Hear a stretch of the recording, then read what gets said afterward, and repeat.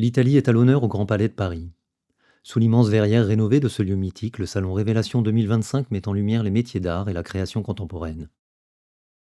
Au cœur de cet événement, la région Occitanie expose et promeut 12 artistes d'exception, dont David Léger, sculpteur et tailleur de pierre. Formé aux Beaux-Arts de Carrare, il rend hommage à ses maîtres en présentant deux œuvres emblématiques de sa collection.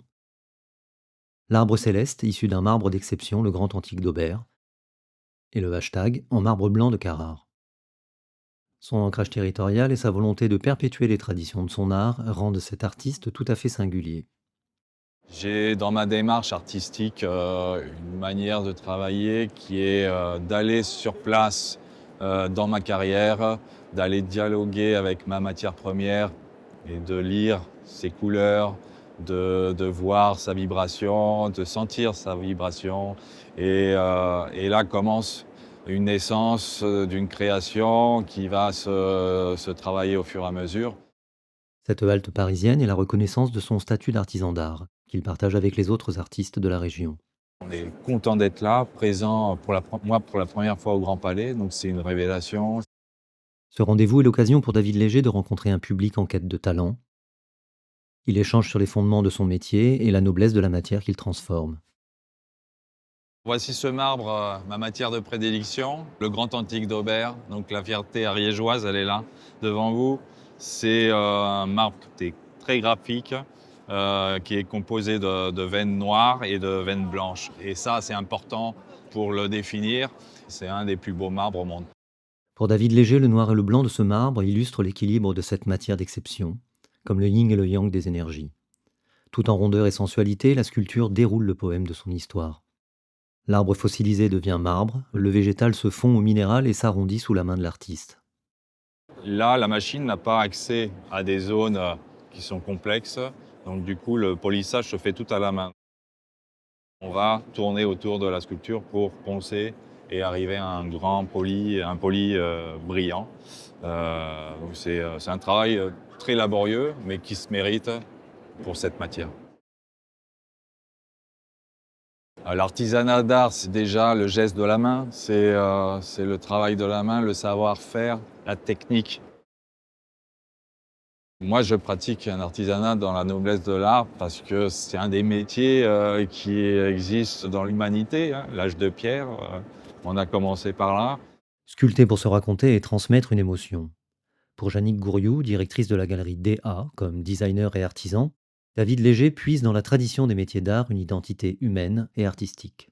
Pour moi, David Léger, c'est le travail de l'artisanat d'art dans le sens noble du terme, parce que c'est quelqu'un qui s'est engagé depuis le début, en fait, par rapport à son parcours. C'est-à-dire que c'est quelqu'un qui est ouvert à des projets, qui a son écriture personnelle, mais qui est aussi dans le partage et qui a envie de transmettre son savoir-faire. Ensuite arrive ce que j'ai tout de suite moi ressenti, c'est son écriture artistique. Voilà, donc, et qui a été pour moi évidente. Voilà, donc à suivre certainement dans le domaine de l'art. Deuxième œuvre présentée au Grand Palais, le hashtag en marbre blanc de Carrare, un autre marbre d'exception veiné de noir. Cette œuvre plus graphique et anguleuse que l'arbre céleste est une allégorie au monde numérique. L'artiste oppose la vitesse effrénée de la communication au temps nécessaire à la création. Malgré une masse imposante, le hashtag se pare de légèreté et dévoile la signature d'un savoir-faire. Le style de mon travail va chercher de la légèreté sur du lourd. Évidemment, la pierre est lourde, et ce côté-là, je le retire tout de suite dans mes créations. J'essaie de trouver un équilibre, quelque chose de très aérien. Ça, c'est toujours en élévation. J'aime apporter de la lumière, de la transparence dans le marbre. Et pour ça, il faut ouvrir, il faut l'alléger, malgré son poids. C'est un thème qui est récurrent chez moi et c'est important. Sur les hauteurs du Grand Palais, le hashtag s'offre au regard des connaisseurs et livre ses secrets. À sa beauté s'ajoute un toucher gracieux. C'est une finition satinée qu'on appelle ça. C'est, euh, Ça permet à la pièce d'être touchée, d'être caressée, avoir une sensation de velours, une sensation de soie, de peau de bébé qu'on caresse. C'est vraiment une invitation à la caresse. C'est un toucher très sensuel qu'on a sur cette pièce. C'est ça qui est beau et c'est ça qui est agréable.